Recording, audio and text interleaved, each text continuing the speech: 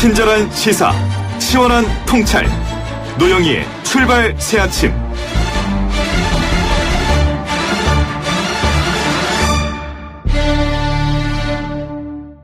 FM 94.5MHz YTN 라디오 노영희의 출발 새아침 4부 시작합니다.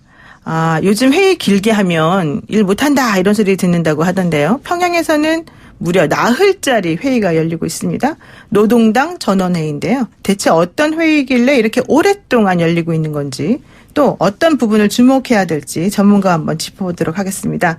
대한민국의 망명한 최고위급 탈북 인사 중 한 분입니다. 북한 외교관 출신 고영환 전 국가안보전략연구원 부원장님 지금 나와 계십니다. 안녕하세요. 안녕하세요. 네, 지금은 한국관광대학교에서 학생들을 가르치고 계시죠? 네, 그렇습니다. 네. 어떤 과목을 가르치십니까? 정치하고 외교, 북한 정치와 외교를 가르치고 있습니다. 그러니까 외교관 출신이시니까 또 이쪽이 또 특화돼서 하시는군요. 북한의 정치와 외교. 오늘 그럼 정말 깊이 있는 인터뷰 될 것 같은데요. 먼저 제가 좀 전에 언급했습니다만 노동당 전원회의가 지금 열리고 있단 말이죠. 나흘 동안. 이게 어느 정도 체급의 회의라고 보면 될까요?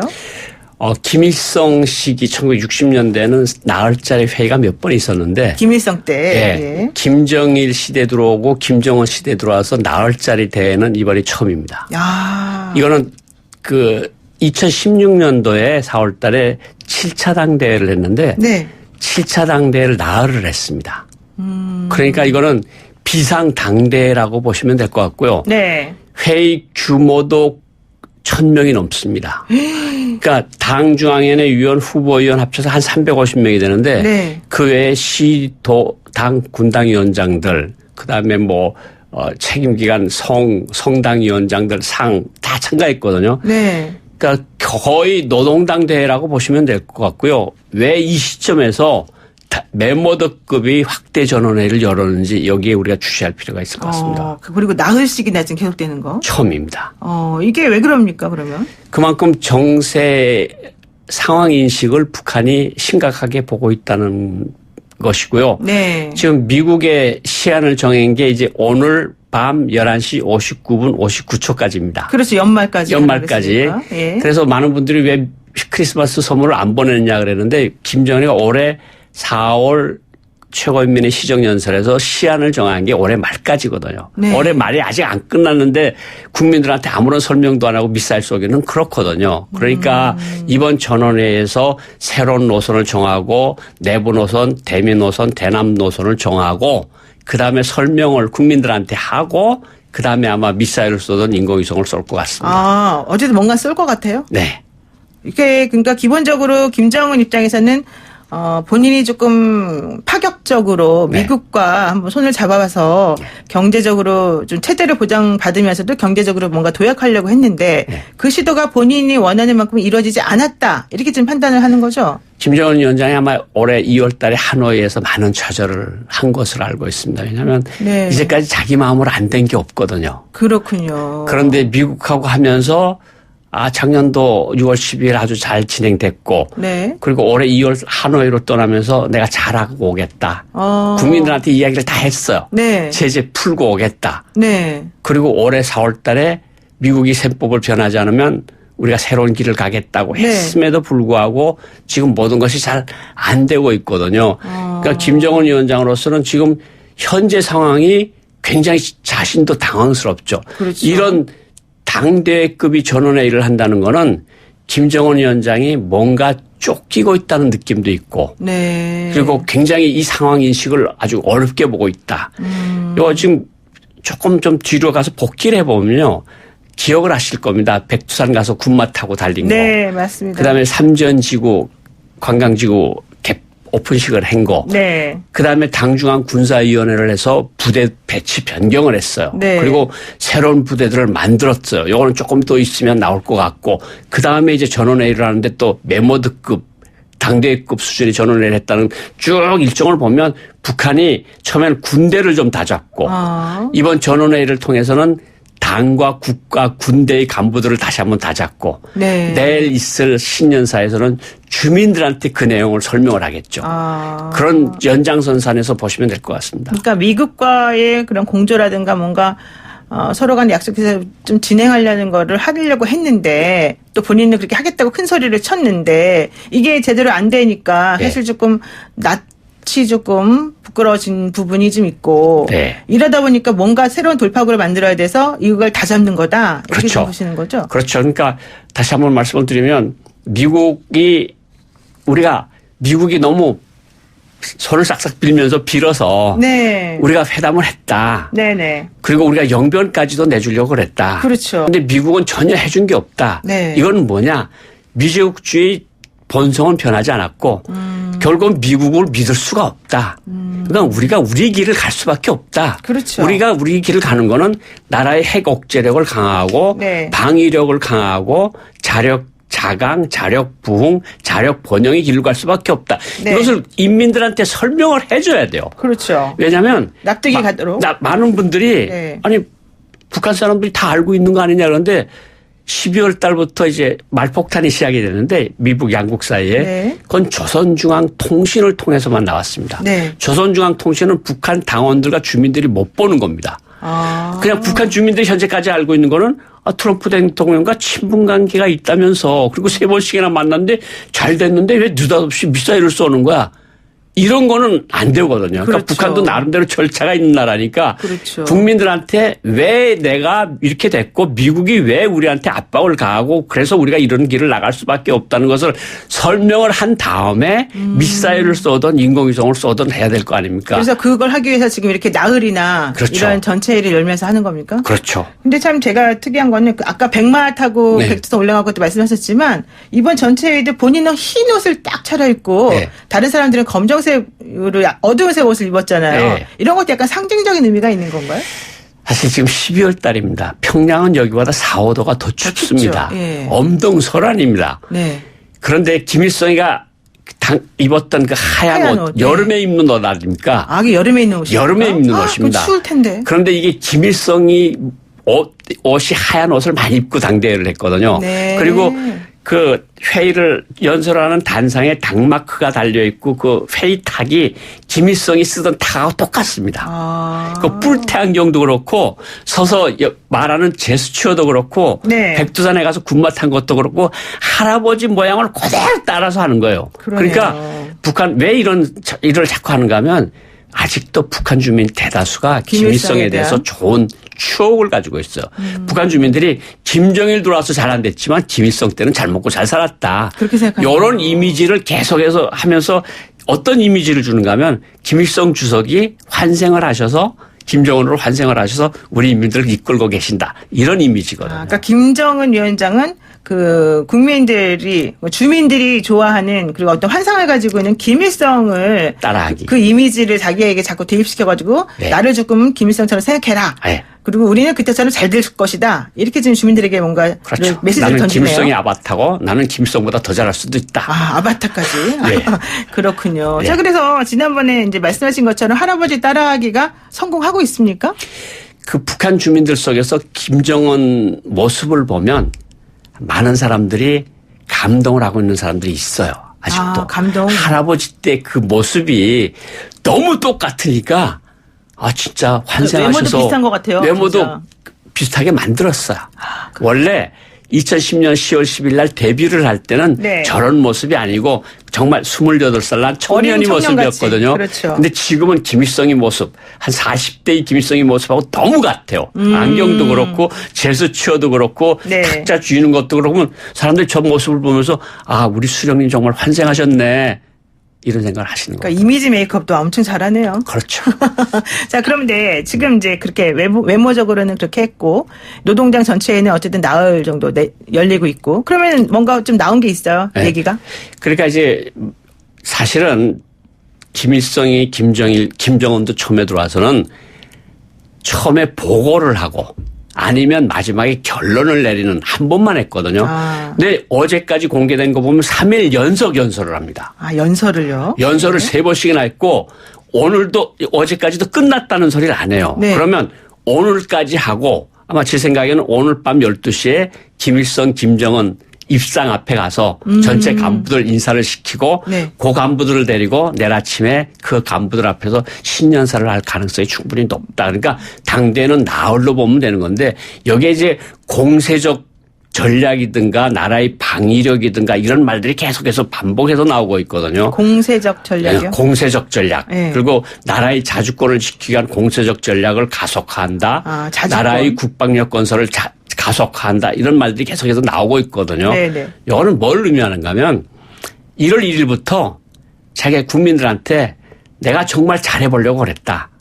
그 트럼프도 잘하겠다 그랬다. 근데 셈법을 바꾸지 않고 계속 우리한테 압박을 한다.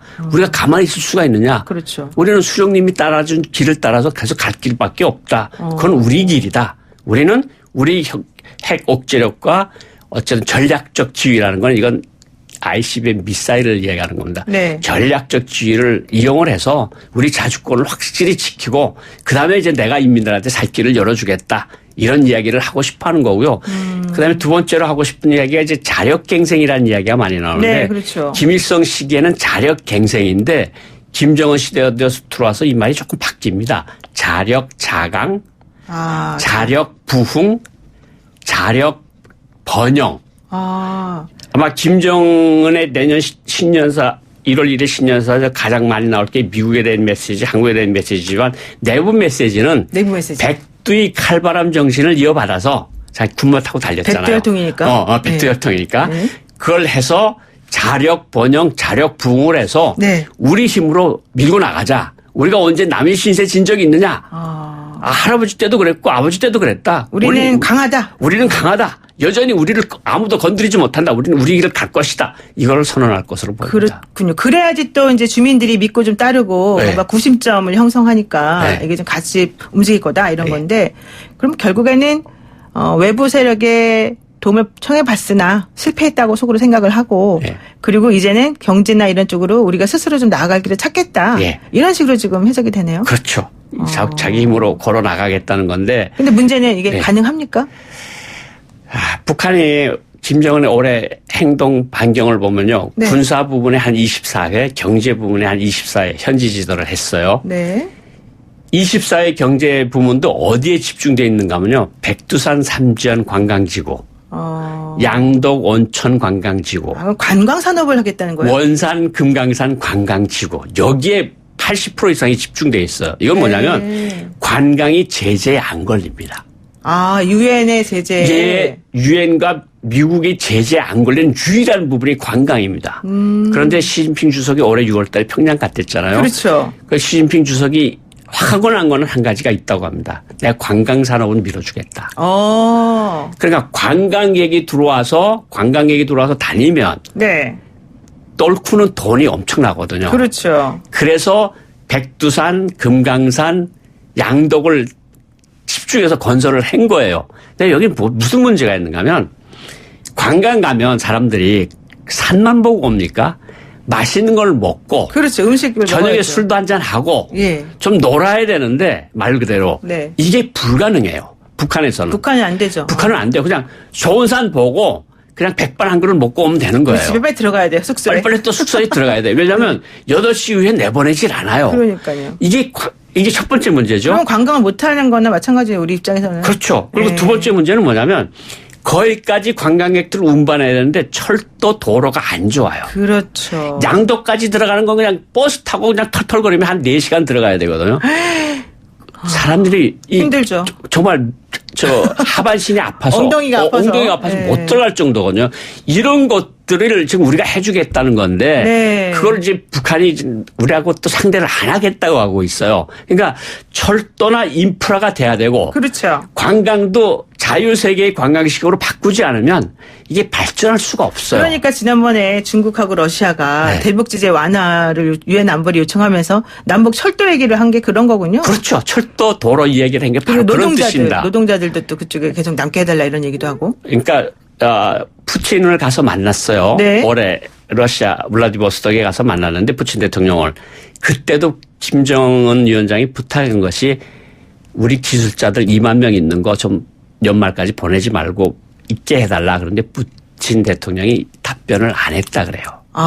왜요? 그래서 충격을 받아서 결국은 유엔 제재가 12월 20일까지 다 돌려보내게 돼 있으니까요. 그렇죠. 그러니까 유엔 상임 이사국 아닙니까 러시아가. 그렇죠. 그래도 체면이 있잖아요. 네. 김정은이가 부탁을 했음에도 불구하고 이 말을 안 들어줘서 마지막 일정을 다 취소하고 그냥 기피 귀국을 했고 현실적으로 지금 2만 3만 명 중에서 한 3천 명 정도만 남고 다 들어왔어요. 귀국해버렸어요. 네, 그리고 중국도 지금 한 3, 4만 명 정도가 들어왔거든요. 네. 다시 나갈지는 모르겠지만. 네. 그래서 이것이 풀리지 않는 한 북한 경제 발전은 힘들다 이렇게 볼 수 있을 것 같습니다. 그러면은 지금 이제 말씀하신 거 들어보면 결국 중국하고 러시아가 북한의 경제 제재를 일부라도 완화해달라는 요청을 하긴 했지만 미국이 오케이를 안 하는 만장일치가 안 되면 결국 안 되잖아요. 그렇죠. 그러니까 러시아도 그냥 더 이상의 네. 요구에 오케이 내가 해주겠어라는 말을 못하는 상황이고 그렇죠. 그러다 보니까는 북한도 그 상황을 알아차리고 약간 절망하는 상황이고 그렇죠. 그럼 앞으로 어떻게 해야 됩니까?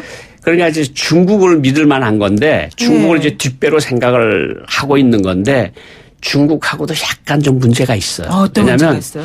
왕이 외교부장이 올해 가을에 평양을 갔는데 김정은 위원장이 만나주질 않았어요. 왕이가 안 만나줬어요? 그리고 김수길이라는 평양시당 위원장이 중국에 갔는데 시진핑 주석이 만나주질 않았어요. 왜요?